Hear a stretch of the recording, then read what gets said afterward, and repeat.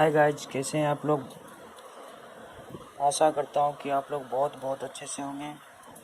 आज हम लोग कूलॉम के नियम पढ़ने जा रहे हैं।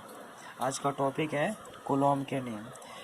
कूलॉम के नियम किसे कहते हैं तो ये पढ़ लेते हैं, उसके बाद इसका व्यंजक कैसे प्राप्त होता है वो पढ़ेंगे, ठीक ना। तो ये पहले पढ़ते हैं, इसका कूलॉम का नियम पढ़ लेते हैं। तो कूलॉम महोदय ने अपने प्रयोग एवं अनुभव के आधार पर यह बताया कि दो आवेशों के बीच लगने वाले आकर्षण तथा प्रतिकर्षण बल उसके गुणनफल के अनुक्रमानुपाती होती है तथा उसके बीच की दूरी के वर्ग के व्युत्क्रमानुपाती होती है, ठीक ना। तो अब यहाँ हम इसका कूलॉम का नियम समझ लिए।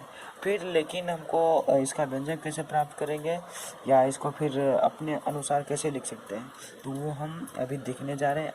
तो आगे बढ़ते हैं। तो यहाँ पे हम कूलॉम का नियम बता रहे हैं। तो जैसे कि हम यहाँ पे दो बिंदु लेते हैं, ठीक ना, दो आवेश लेते हैं, यानी Q1 और Q2 लेते हैं, ठीक ना।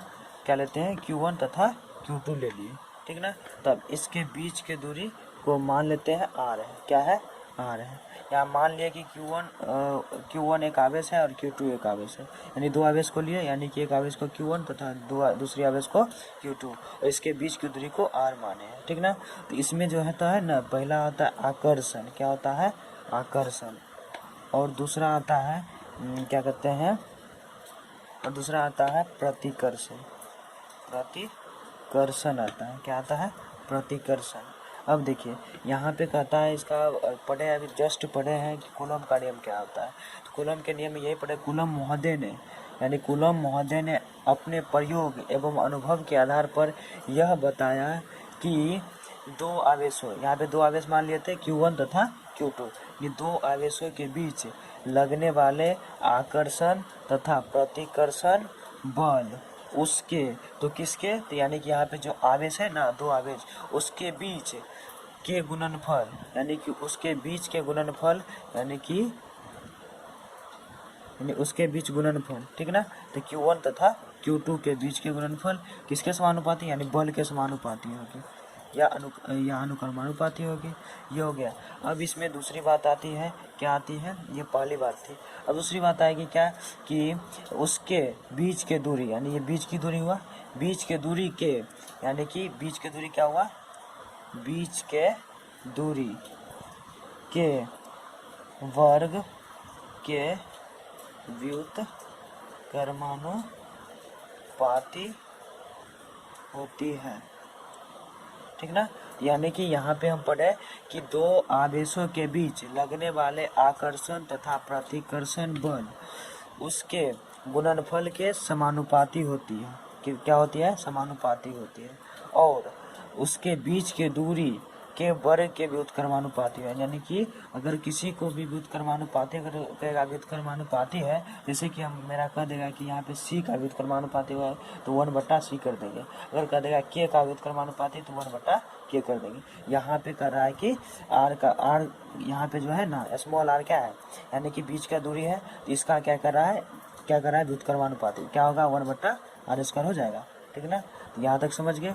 तो अब हम सब फिर से इसको परिभाषित कर देते हैं, यानी कि कूलॉम महोदय ने, यानी कूलॉम नामक वैज्ञानिक जो थे वो अपने प्रयोग एवं अनुभव के आधार पर बताया कि दो आवेशों के बीच लगने वाले आकर्षण तथा प्रतिकर्षण बल उसके गुणनफल के समानुपाती होती है, यानी उसके गुणनफल के समानुपाती होती है तथा उसके बीच के दूरी के वर्ग के व्युत्क्रमानुपाती होते हैं, यानी कि व्युत्क्रमानुपाती होती है, ठीक ना। तो अब हम इसका व्यंजक देखते हैं कैसे निकलता है। तो अब मान लेते हैं यहाँ पे, माना कि दो आवेश Q1 तथा Q2, यहाँ मान लिए थे ना Q1 तथा Q2 तथा उसके किसके, तो Q1 तथा Q2 का बात हो रहा है। तो माना कि दो आवेश Q1 तथा Q2 तथा उसके बीच के दूरी स्मॉल आर है। तो क्या होगा, तो यहाँ पे अब लिखेंगे कूलॉम के नियम से। क्या लिखेंगे, कूलॉम के नियम से। ये हो गया। तो अब हम पहला में क्या पढ़े, पहला में दो आवेशों के बीच लगने वाले आकर्षण तथा प्रतिकर्षण बल उसके गुणनफल के समानुपाती होते हैं। ये तो यानी पहला क्या हुआ कि दो आवेशों के बीच लगने वाले आकर्षण तथा प्रतिकर्षण बल के गुणनफल, प्रतिकर्षण बल उसके गुणनफल के समानुपाती होती है। यहाँ पे समानुपाती, इसको समीकरण फर्स्ट मान लेते हैं।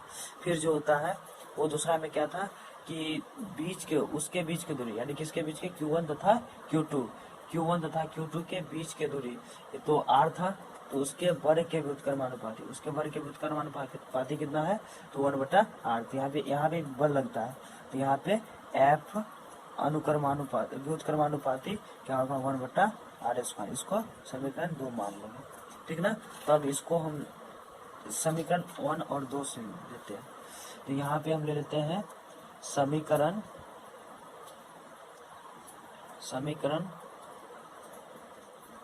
फर्स्ट और सेकेंड से।